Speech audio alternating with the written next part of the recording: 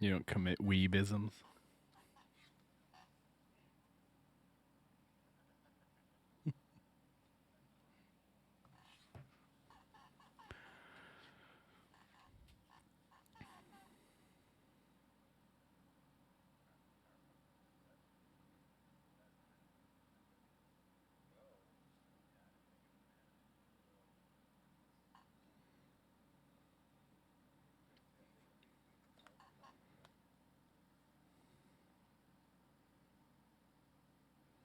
I mean, Cory in the House is an anime, right?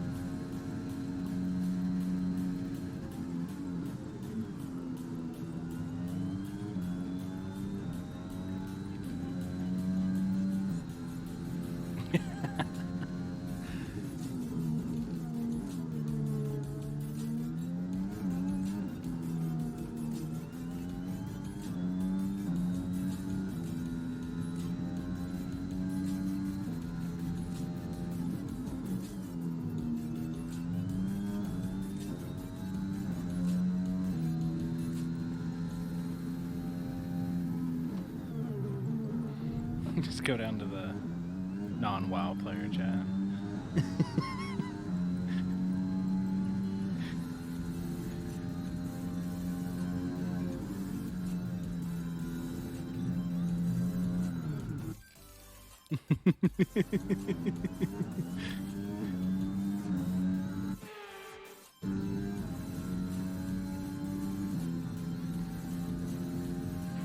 Gap to car in front is 1.9 seconds.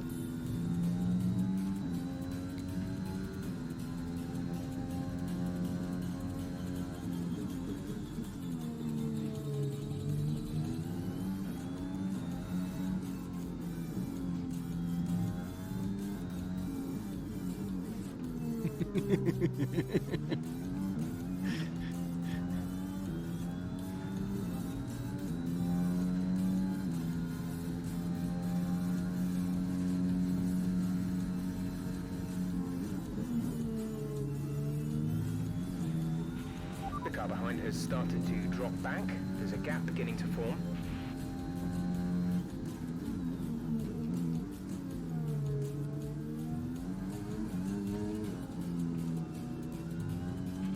There's 5 laps of fuel remaining.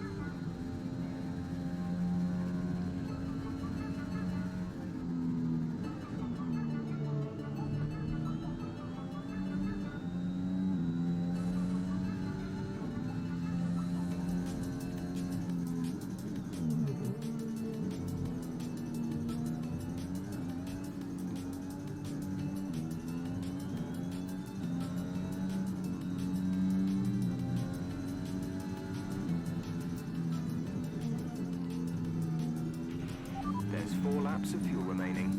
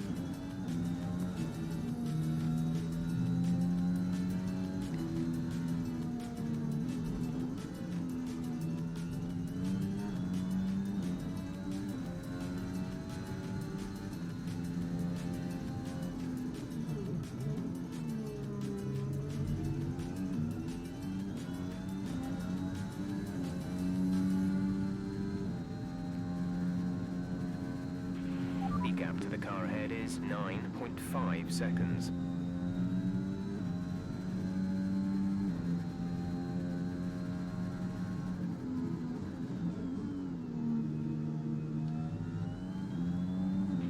There's 3 laps of fuel remaining.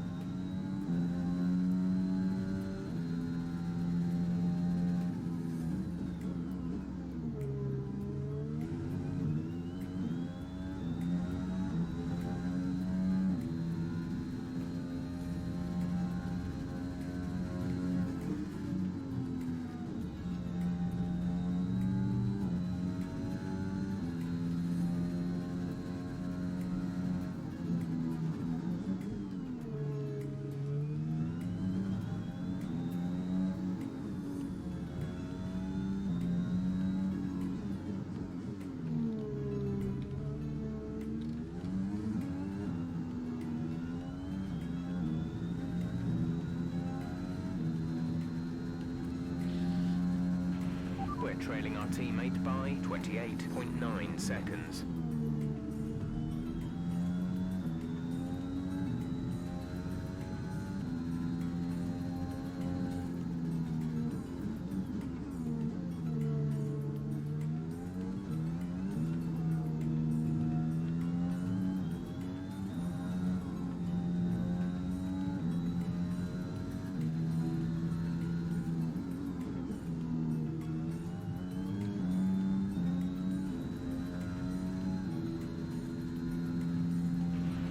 only 1 lap of fuel remaining.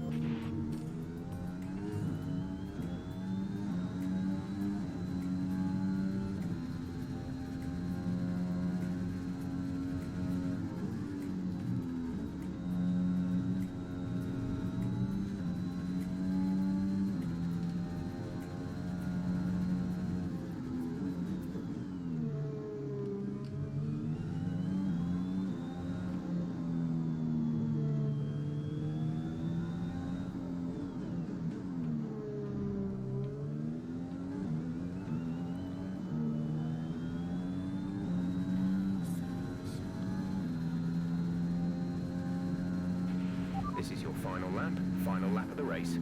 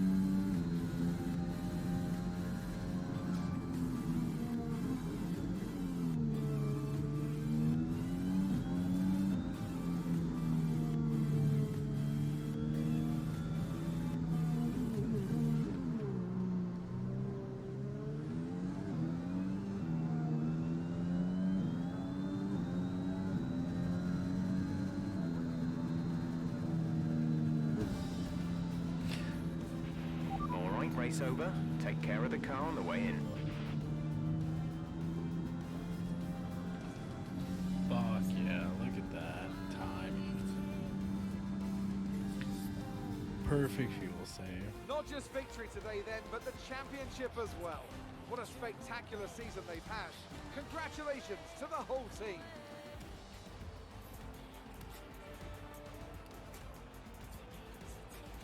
Anthony Davidson, a resounding victory today. What set them apart from the rest? Well, I think it was clear what the main contributing factor. The drivers are en route to the podium as we speak. What a fantastic win for the Red Bull team. They performed exceptionally today. Let's focus on the driver of the day. Anthony Davidson, who do you pick? Yuki Tsunoda gets my vote today. And it's another title in the bag for Red Bull. After a long and hard-fought season, they've built an astonishing car this year, and the Good day today. Let's have your take on it. Podium finish for your teammate.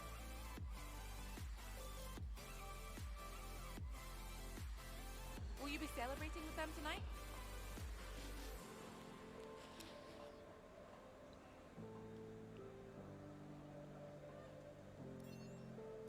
You lost to your teammate today. Was it just not your day?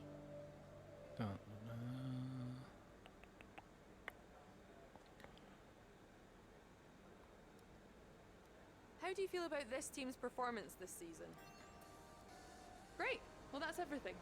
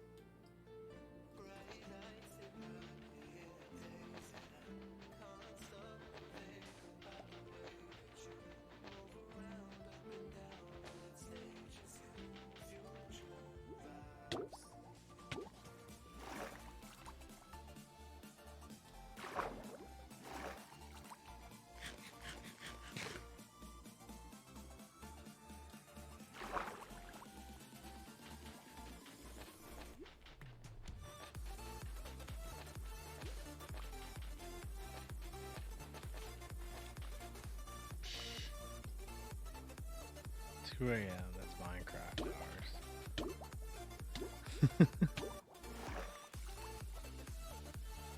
No, I haven't built anything.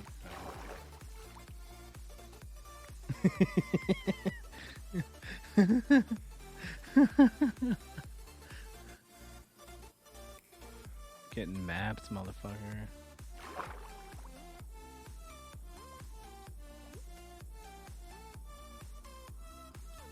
Nah.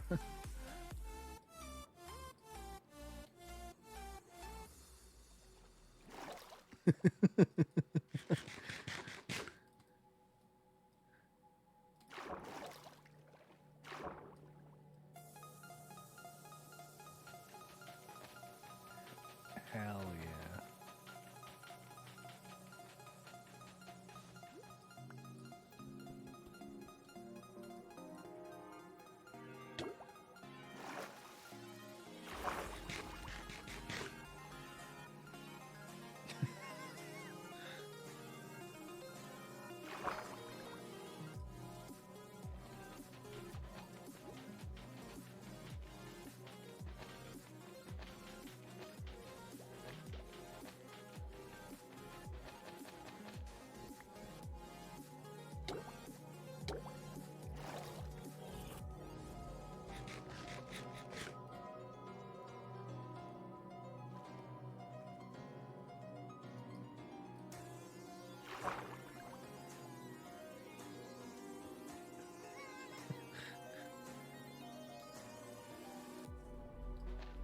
What?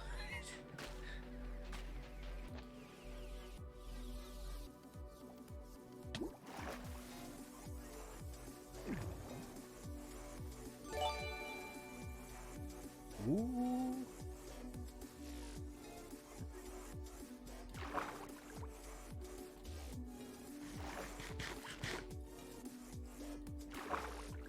The hell?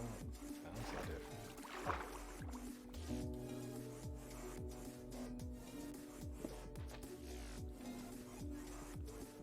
Fucking simp.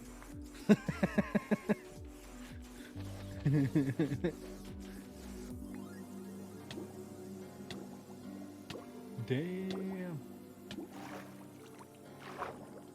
Hell yeah. I don't bother taking it down. It's too much of a pain in the ass to put it back up. It's a fucking Thrustmaster.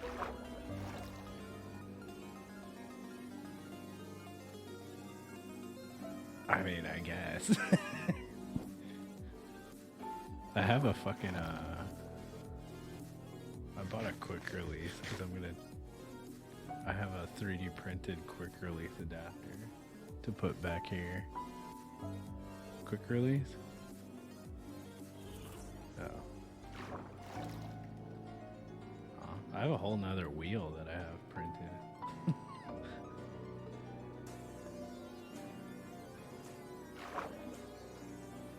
Huh? Yeah. It's a 3D printed wheel. Yeah. Yeah. I can't take it off like easy. That's the whole point of getting a goddamn... That's the whole point of getting a damn quick release. No, it's not on there yet. Yeah, see, this is the new... This is my new, like, outer shell for it.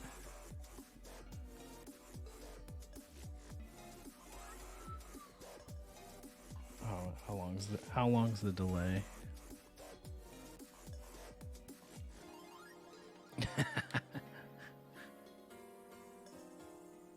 Yeah, and then it comes apart, all the wiring and buttons go in there.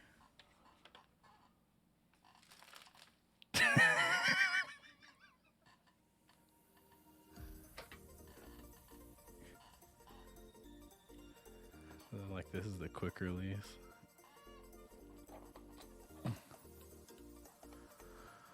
So it'll adapt. There's an adapter that goes on here, and that hooks here on the back side of the wheel, and then this, or on the base, and then this will be on the wheel.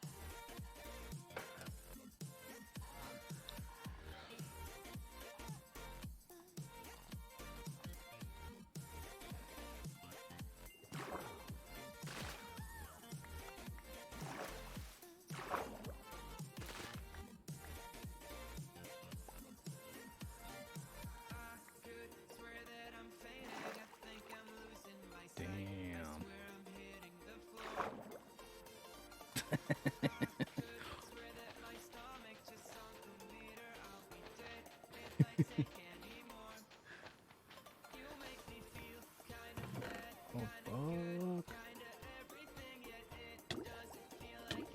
Fuck. Distracted by Minecraft and I'm like, shit.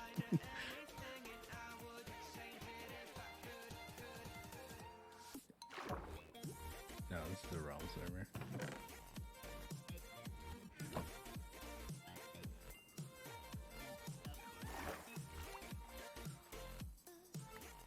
Yeah, I cleared out this one over by where my house is.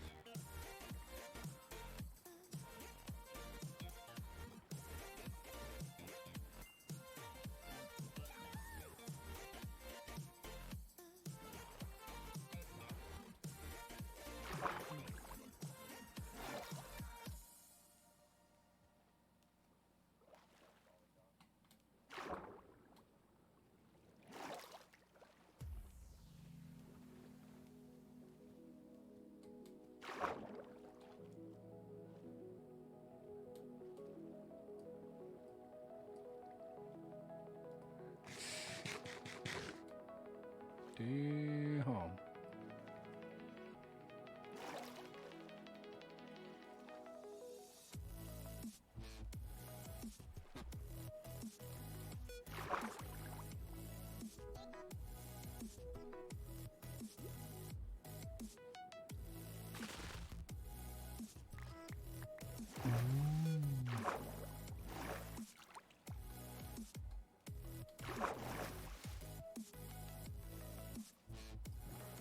I got 5 monitors over here.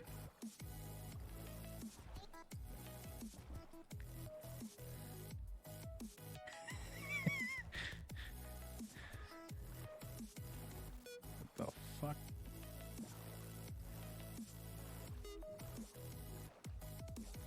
What the fuck? Yeah, I mean, two of the monitors are connected to my work computer, but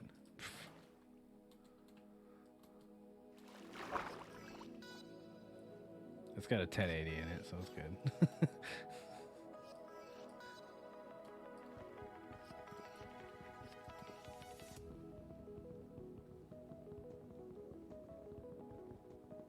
Ow.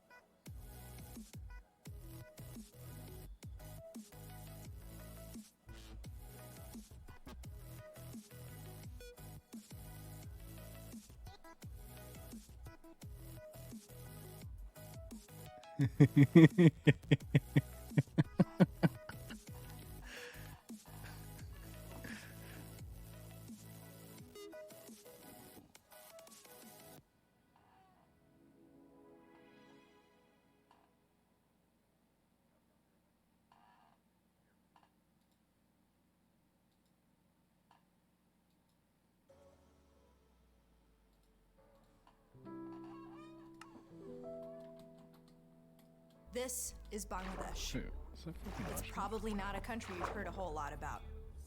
Maybe that's because it's kind of hard to see on a map. Geographically speaking, Bangladesh is a small place, about as big as the state of Illinois.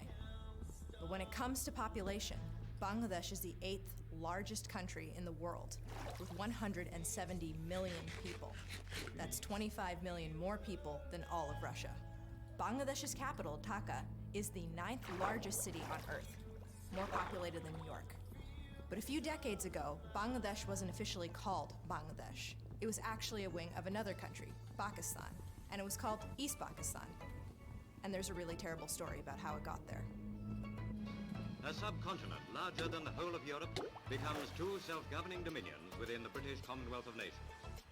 In 1947, as British India was becoming independent, the British government announced the subcontinent would be split in two. In the center, there would be a Hindu-majority country called India, and outside it, with wings on the east and west, there would be a Muslim-majority country called Pakistan. East Pakistan was populated mostly by Bengalis, people from this big region here, which had been split between east and west in the partition. West Pakistan was populated mostly by Punjabis, Pashtuns, Sindhis, and a few other ethnic groups. Separated by over 1,000 miles of Indian territory and demographically and culturally split between groups from opposite ends of South Asia, this was a really weird arrangement. In the years following independence, it turned out not to work too well for people in the East. Even though East Pakistan had most of the country's population, they were shut out of the levels of power. The central government was dominated by people from the West. The real power in the country was the armed forces, and Bengalis only constituted about 5% of all military personnel. East Pakistan was treated as an internal colony of the West. The export earnings of its agrarian industries were siphoned off by the central government, and the region was neglected in terms of spending. And there was no better symbol of the East's subservient position than language. Because even though East Pakistan was a majority of the country's population, its most common language, Bengali, was given no federal status. Bengali speakers were treated like second-class citizens. So in 1970, Pakistan held national elections, overseen by a military dictator named Yahya Khan. And it was on the basis of this inequality between East and West that a Bengali nationalist party called the Awami League swept the election. Led by a charismatic guy named Sheikh Mujibur Rahman, the Awami League won an outright majority. Not just in East Pakistan, but in all of Pakistan. Rahman was set to become prime minister of the entire country. But to the Pakistani government, that wasn't acceptable.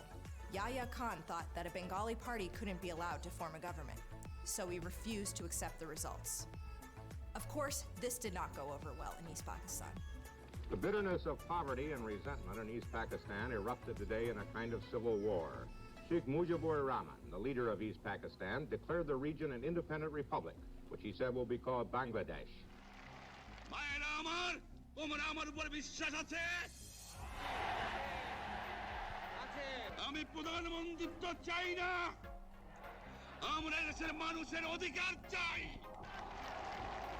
The Pakistani government was furious. So the next night, they launched their response, a campaign they called Operation Searchlight. They branded it as a program of pacification to calm the situation and return things to normal. But their real plan was different. Mass murder on an unimaginable scale. And that's where the United States comes in. Bangladesh was not just another story about the problems of post-colonial states and artificial borders. This was a story that took place on an international scale. It became a violent theater of the Cold War, one in which America played an active role. Yahya Khan was a close ally of America's president, Richard Nixon. Nixon and his Secretary of State, Henry Kissinger, loved that type of right-wing military dictator. Nixon even called Khan, quote, a good friend. So in the 1960s and 70s, the Pakistani regime became one of the largest recipients of American military aid in the entire world. Most of the planes, guns, bullets, and bombs that Pakistan was now flying into Bangladesh had been generously supplied to it by the United States. And with those American weapons, Pakistan unleashed a campaign of absolute terror, today recognized as one of the most ruthless genocides of the entire 20th century.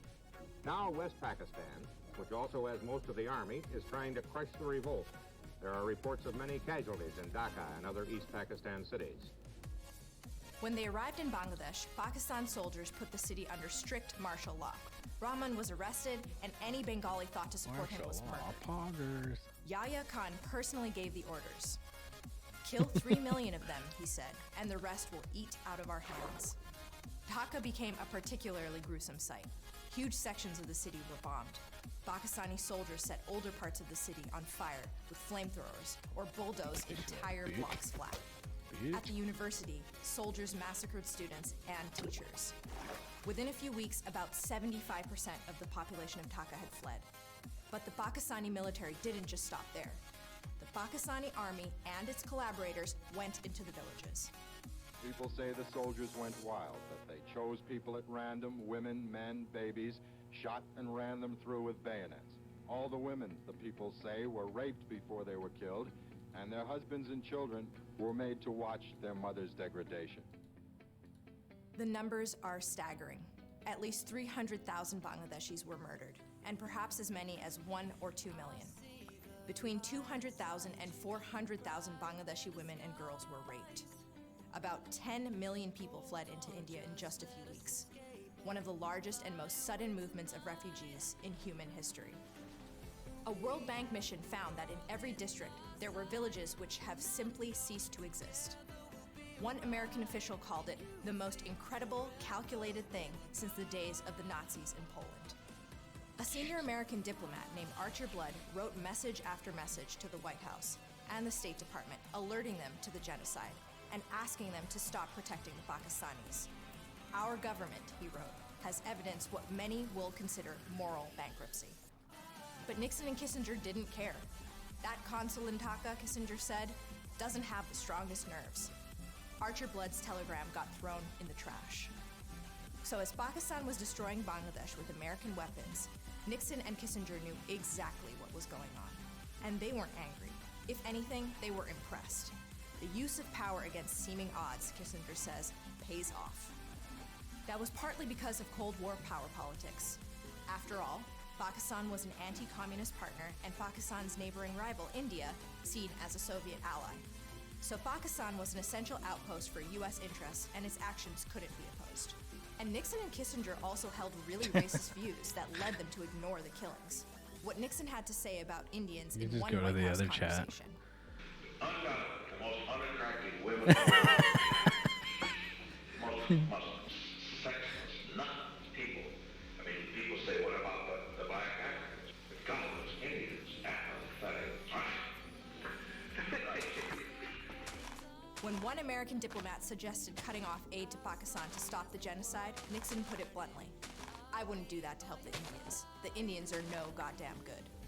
What Indians really need, Nixon said, is a mass famine. Kissinger agreed.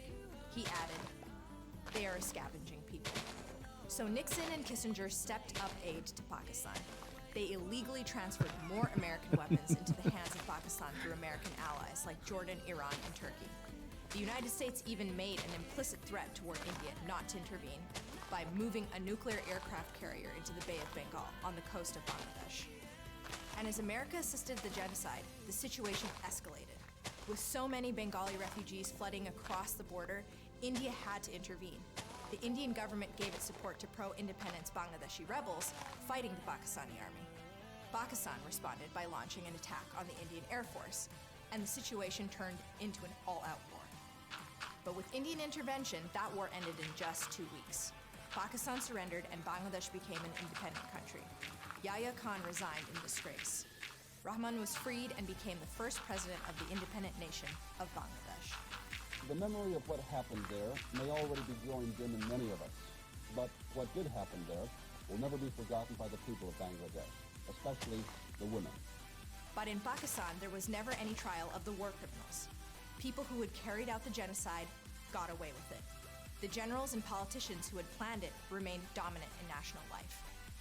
Even in Bangladesh, many people who had collaborated in the genocide continued to be prominent in public life, becoming businessmen and politicians. And two of the biggest collaborators in the genocide, Henry Kissinger and Richard Nixon, were never tried or held responsible for their role in Bangladesh. They had knowingly facilitated a genocide, had joked about it, had spoken positively of its leaders, and they got away with it. Whoa, I'm Nashwa Zaman for the Griffith No. Institute.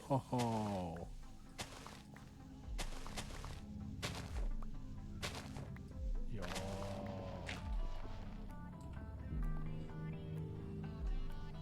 Okay. Yo, what's up, pretty fun guy? 5 this time. Nice. Damn. Yes, we're playing fucking Minecraft.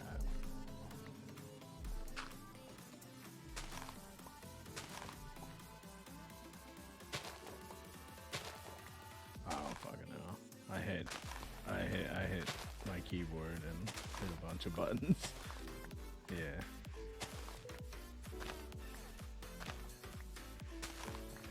Huh. I did. Apparently some fuckers can read.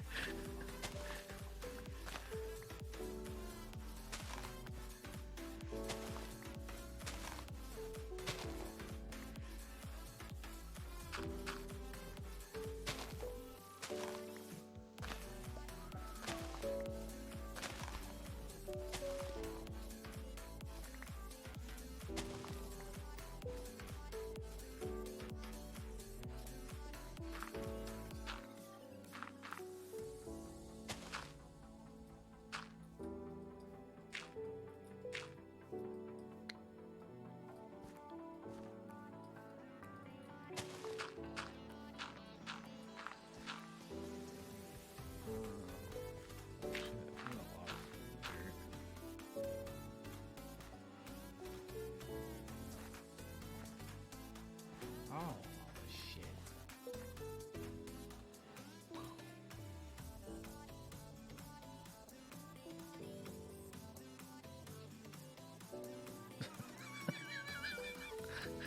That's weird. You're actually killing people.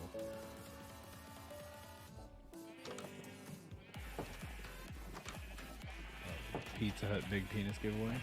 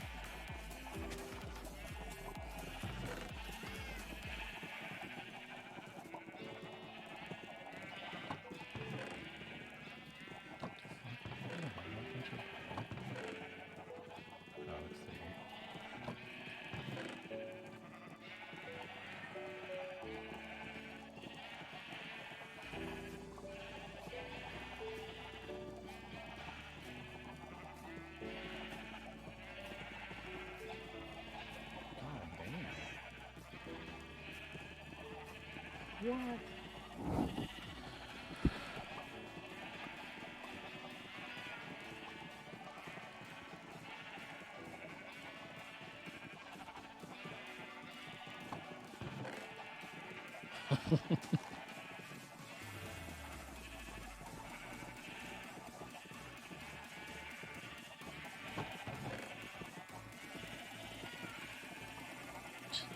Ooh.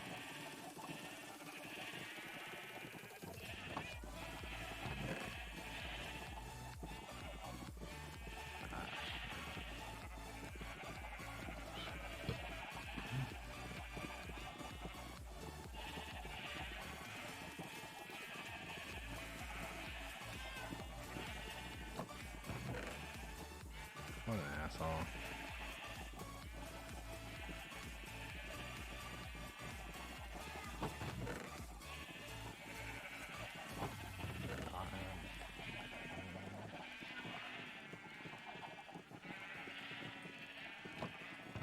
God damn.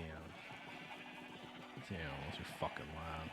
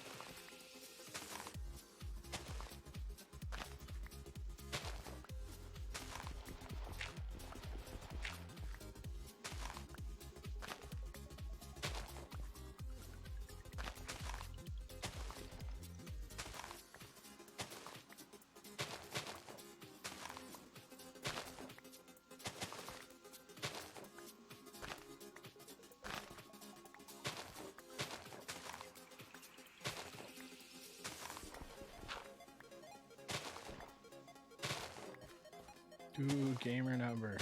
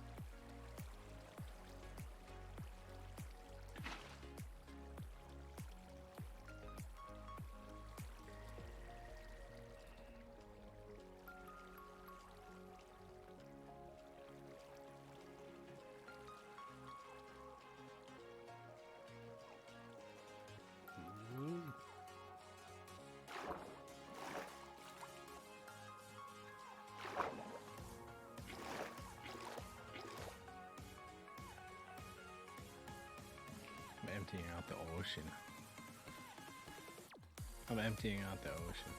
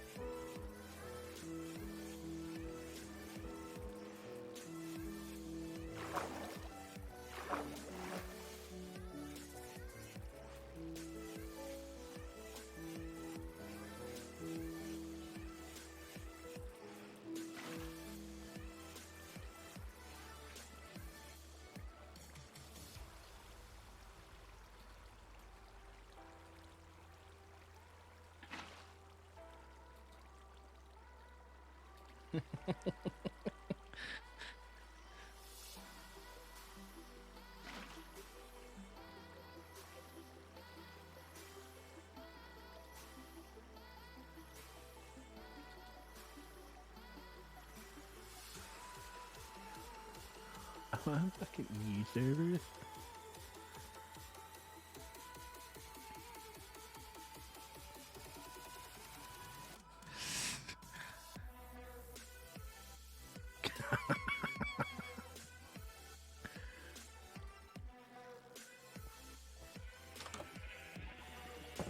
How did that asshole get in there? What the fuck?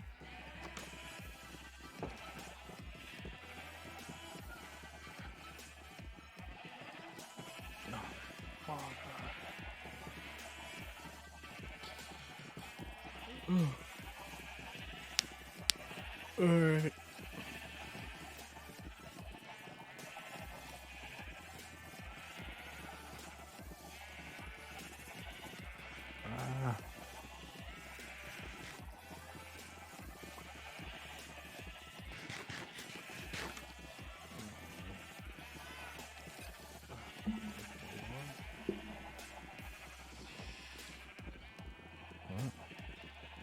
Neo is nearly bankrupt. Who the fuck is this bitch? No shit, it's a fucking startup, dude.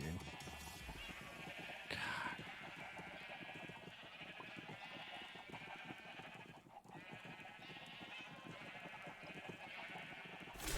I've been deep in these documents, each of which is a piece of evidence that helps me piece together a very important question, which is who got rich off this 20-year war that we fought in Afghanistan?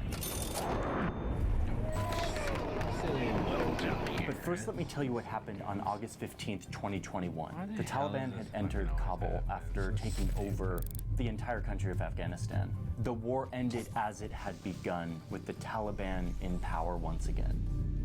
You probably remember the scenes from the Kabul airport. Total chaos as Afghans tried to flee their country. But there's one guy who saw a business opportunity in all of this. This guy, Eric Prince, generously offered to help charter a plane to evacuate people from Kabul. The price tag, $6,500 per person. That was the market price that Eric Prince decided. But this wasn't the first time Eric Prince used the war in Afghanistan to get rich. In fact, this was one of the last of many instances where this guy profited off the Afghan war.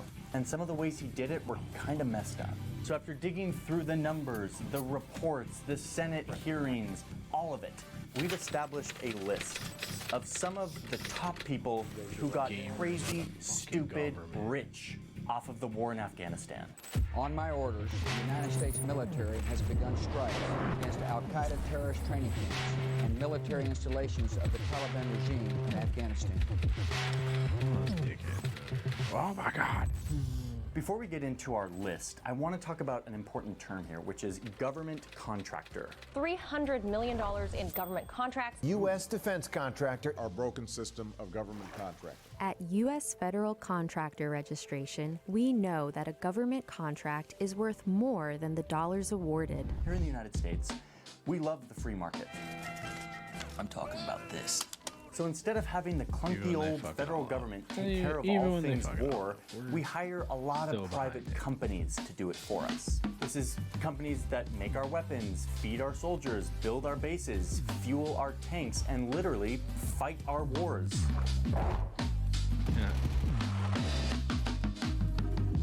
Yes, we have private armies that we call security companies that basically are soldiers for hire. What this allows the government to do is post a job out there, like, we need someone to build a road in Afghanistan. And in theory, what happens is a bunch of private companies come together and they all bid on how much it would cost to build this road. And whatever company gives the best price is chosen to go build that road. It's supposed to help the government get the best price. Okay, so where am I going with this? What I want you to understand is that there is this bidding process for private companies to go do things that the government needs. But in wartime, a lot of those processes of bidding go out the window because we're in wartime. So it's like an emergency. So instead, you get a lot of situations where there is no bidding on contracts. The government needs something done in Afghanistan really quickly. This company could do it.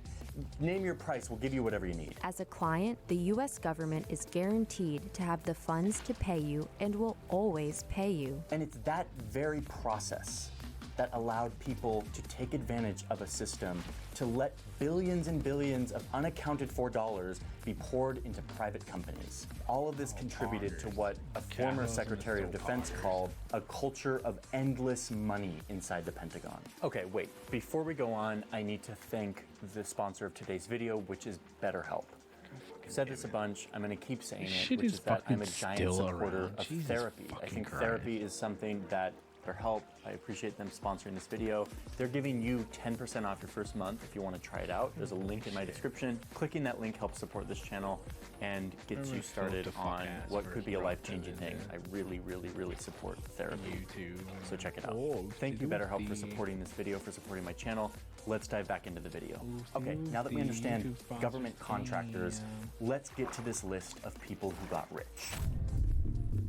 First up is Robert Stevens, the former CEO of a company called Lockheed Martin. It's a company that manufactures like this helicopter, the Black Hawk. They manufacture missiles, fighter jets, bombs. They manufacture a lot of stuff that we use in war. This company gets a lot of business from the Pentagon. Like in 2020 alone, this company got $75 billion worth of Pentagon contracts. I know that like when we get into billions, it's really hard to like know what that actually means. But just to put it in perspective, the entire budget of our foreign ministry, the State Department, totaled $44 billion. For the entire State Department, all of our diplomacy, $44 billion. And Lockheed Martin alone, this one company, got almost double that to make our weapons. 90% of Lockheed's revenue comes from the federal government. Their core business, the thing that keeps them afloat, is war and security. So Robert Stevens became the CEO in 2004. This was 3 years into the war in Afghanistan. And as the war intensified, so did Robert's wallet. And I know this because this is a public company, and all of the compensation for executives is public knowledge to all of us. You may have to dig through some boring documents like the Lockheed Martin proxy statements from the 2000 annual meeting of stockholders on April 27, 2000, but you can find it.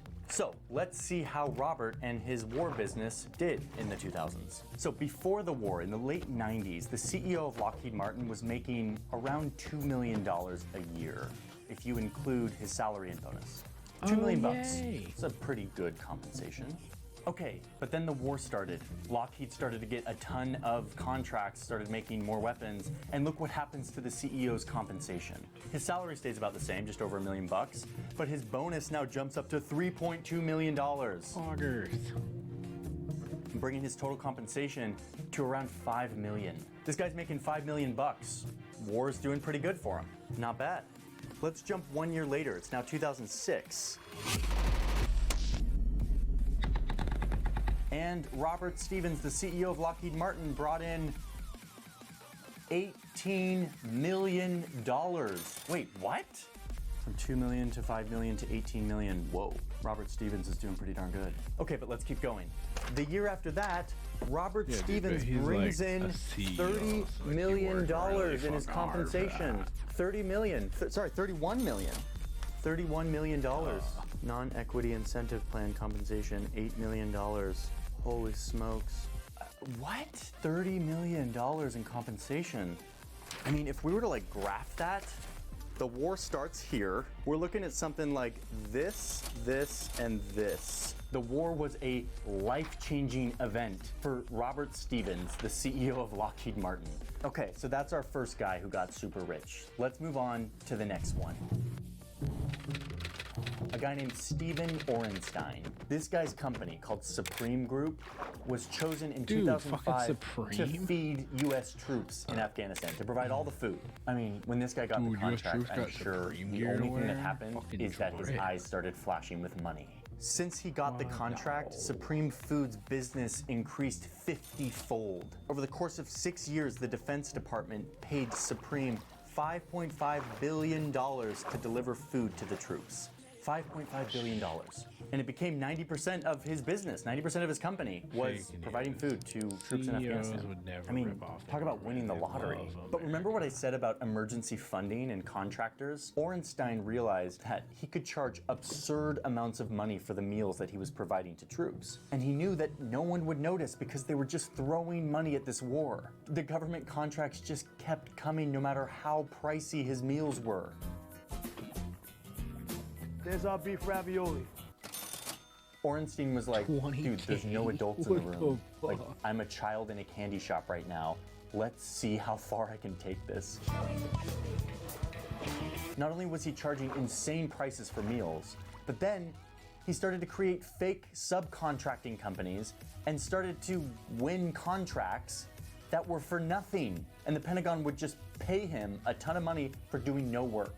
And what did he do? He just pocketed the cash. He got super, super rich off of this, to the point where he became a billionaire. He got put on the billionaire list or whatever. But eventually he took it way too far and he got caught.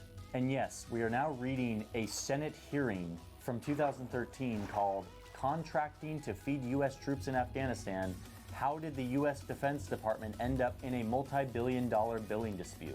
I don't recommend you watch this hearing. It's very boring. DLA had paid Supreme about $3 billion, including $1.6 billion for food and water and $1.4 billion for transportation and storage costs.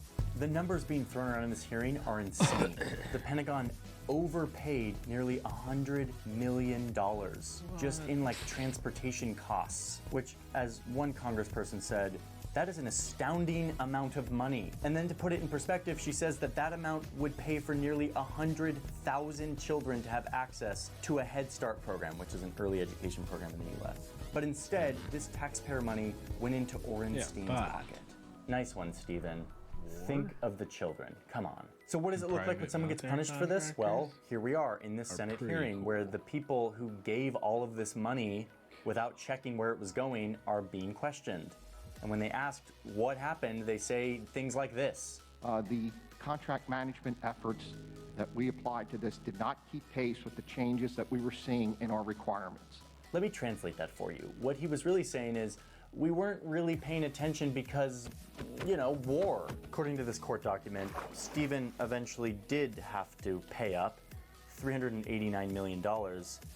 But let's be honest, he got a little slap on the wrist, but the guy got rich off the Afghan war, which is why he's on this list. Next up is this guy, Eric Prince. This is the guy we talked about at the beginning who was like charging $6,000 to fly people out of Afghanistan. I don't think any human being who has a hardened soul would support efforts to profit off of people's agony and pain as they're trying to depart a country and fearing for their lives. He's an ex-Navy SEAL who inherited a bunch of money and decided to start his own private security company called Blackwater. Remember what I said, private security company really means soldiers for hire. This guy trained military and police forces.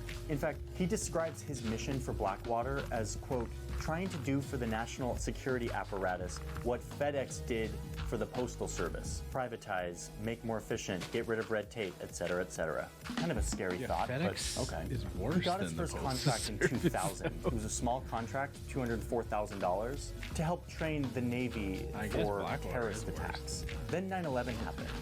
An absolute tragedy for the American people, but an incredible business opportunity for Eric Prince and his FedEx for the Army. The U.S. was desperate to mobilize their troops for this new kind of warfare, so they turned to Blackwater to help them. The U.S. hired Blackwater to come protect their CIA compounds or to escort VIP diplomats. But wait, let's just get something clear. What are these guys? Are they troops or like military? Technically, no, they're not, but they sure look like troops. I mean, look at these guys. But really, these guys are just like fancy security guards that the government hires and gives them security clearances and sends them to war zones so that they can operate like soldiers under the jurisdiction of a private company. But they're just security guards, so they're not like mercenaries or anything, right? By 2007, the government had given Blackwater over $1 billion in federal contracts. Let me repeat, this little company that provides a private security force went from meager contracts of $200,000 to help train Talk about troops the branching to sending out into troops abroad to education. actually be in the war zone and getting $1 billion worth of Definitely taxpayer cool money then. within just a few years. As you can imagine, giving guns and security clearances to a private army might lead to some thorny abuses of power. And in fact, in 2007, the guards of Blackwater were in Iraq, in addition to Afghanistan, and they opened fire on unarmed civilians. Indiscriminate shootings by Blackwater guards leading to the deaths of civilians. In a crowded public square after a car bomb had exploded a mile away. They killed 17 Iraqis and injured 20 more. Blackwater lost their contracts. It was a huge scandal, and it was another instance where there was some accountability.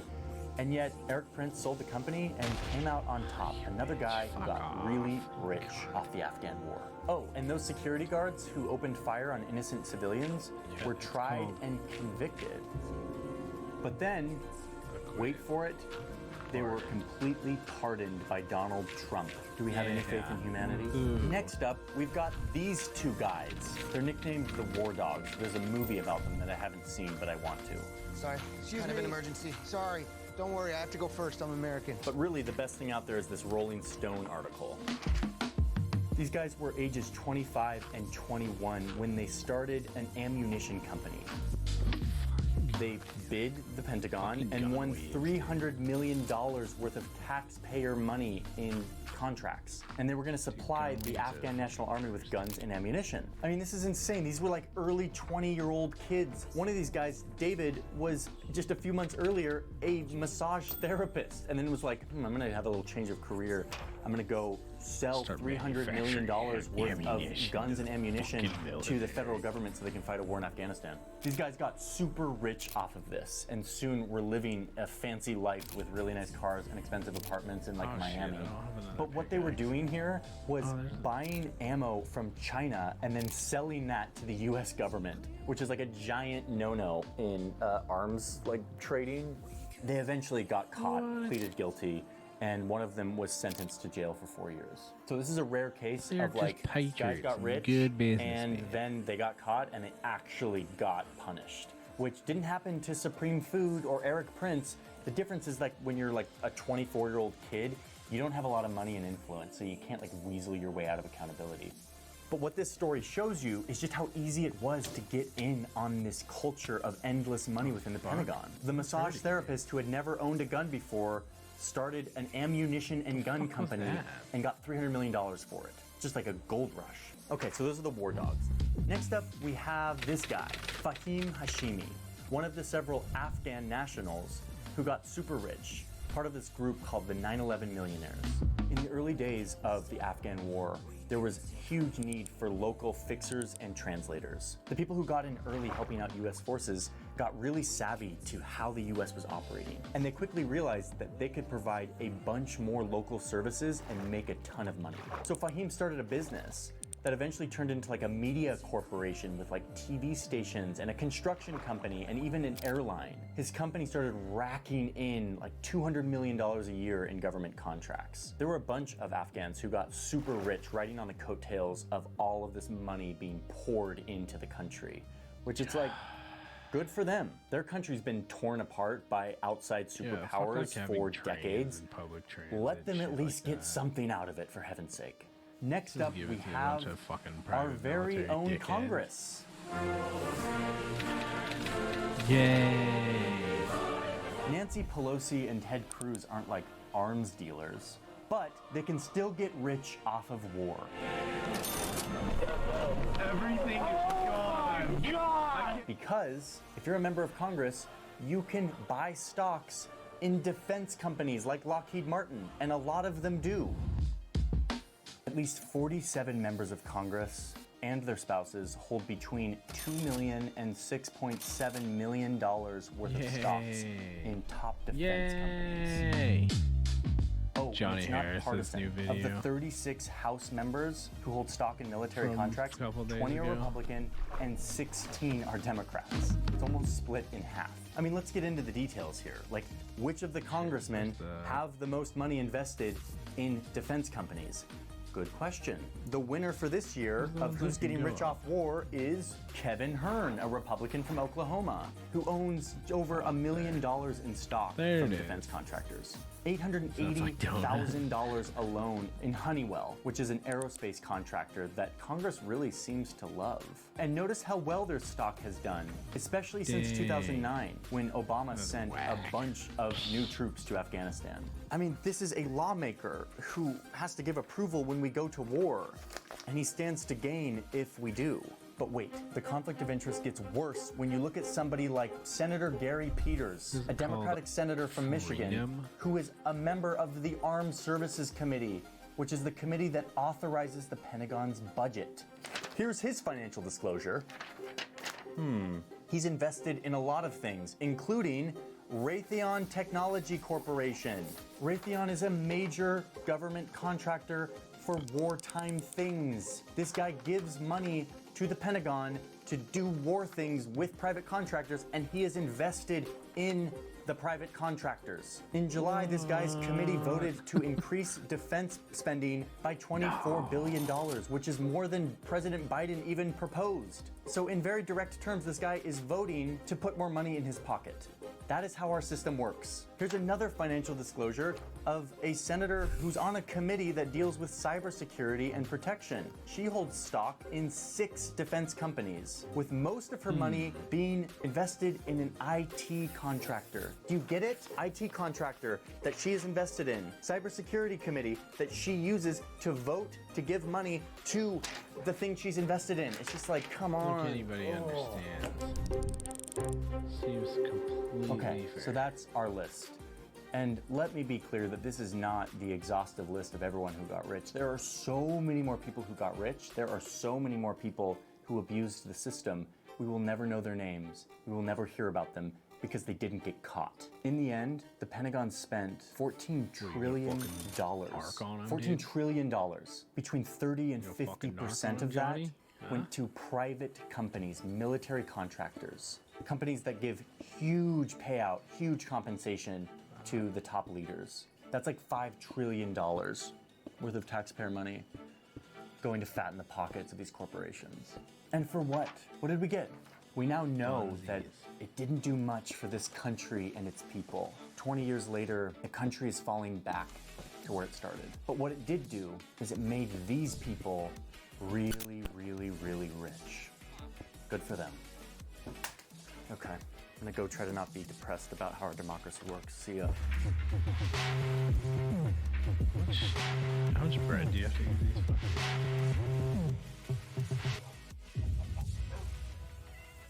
Come here, jackass. What the fuck? What's that?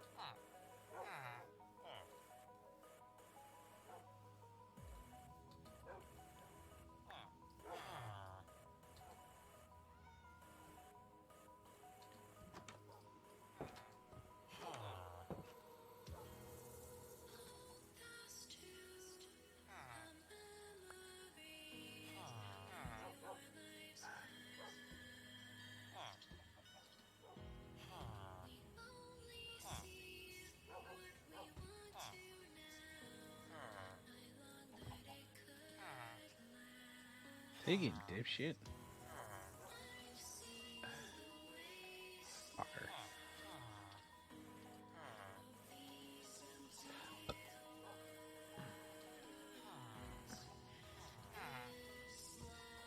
Didn't I make it? Isn't there a fucking button just to draw? There. Stop. Take it.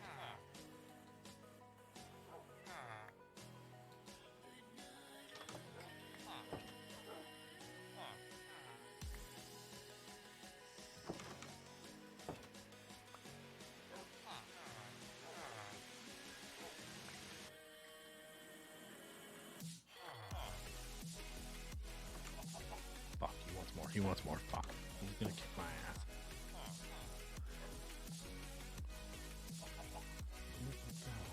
There.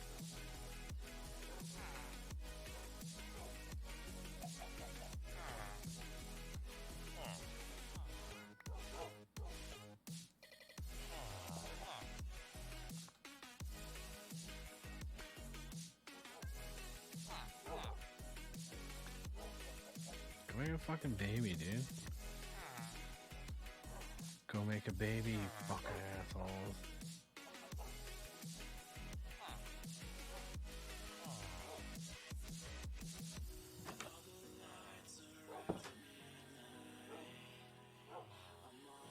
Kiss. Kiss and make a baby.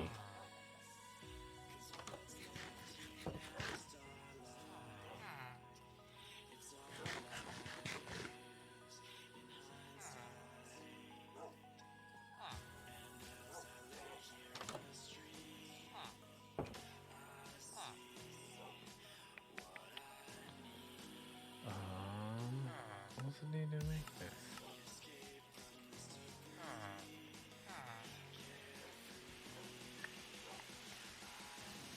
God.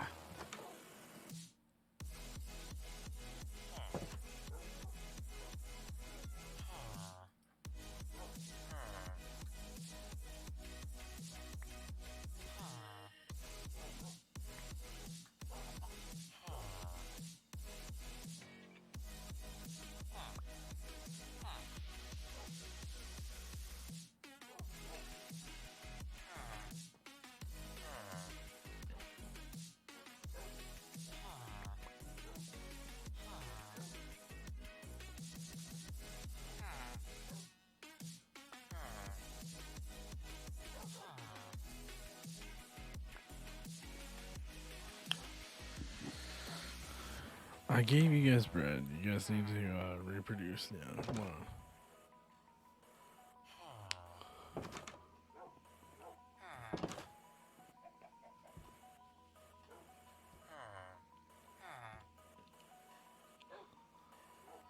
Why is this empty?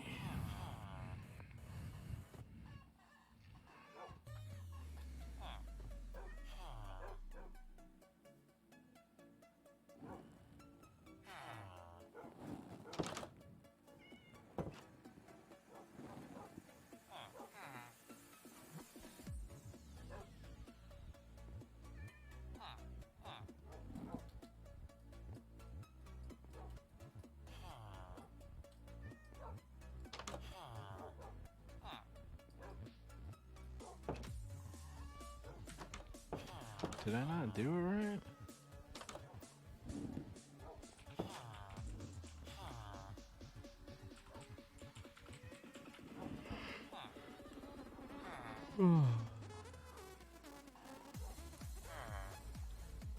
They become consenting adults.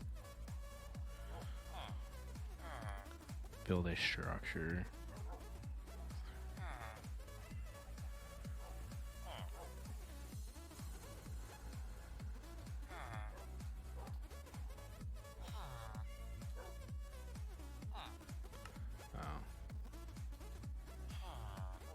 So that's the issue.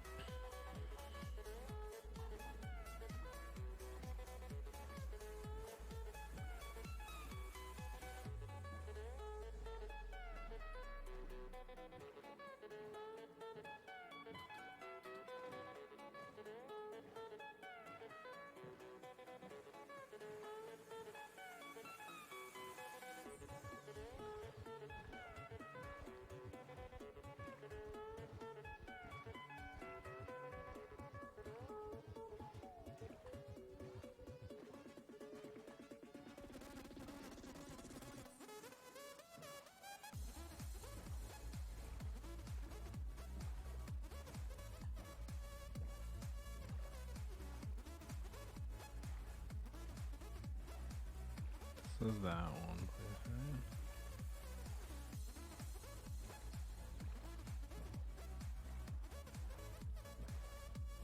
Is there anything cool over here?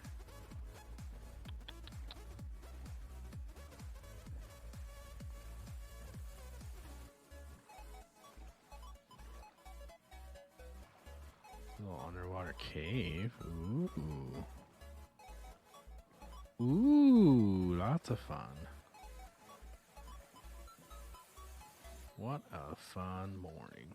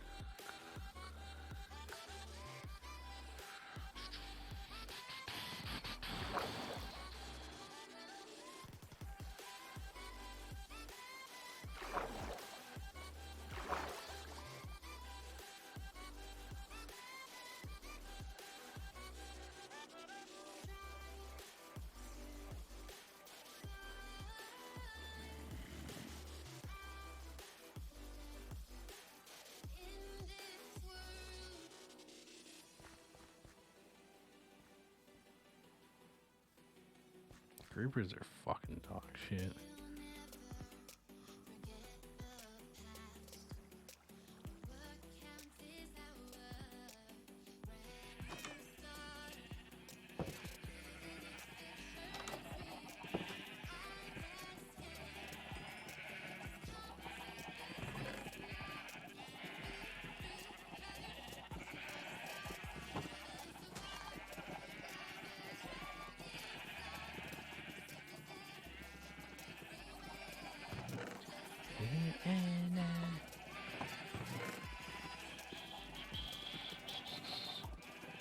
Damn.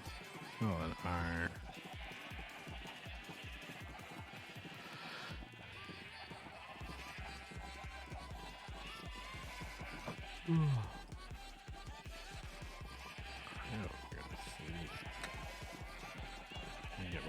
getting going.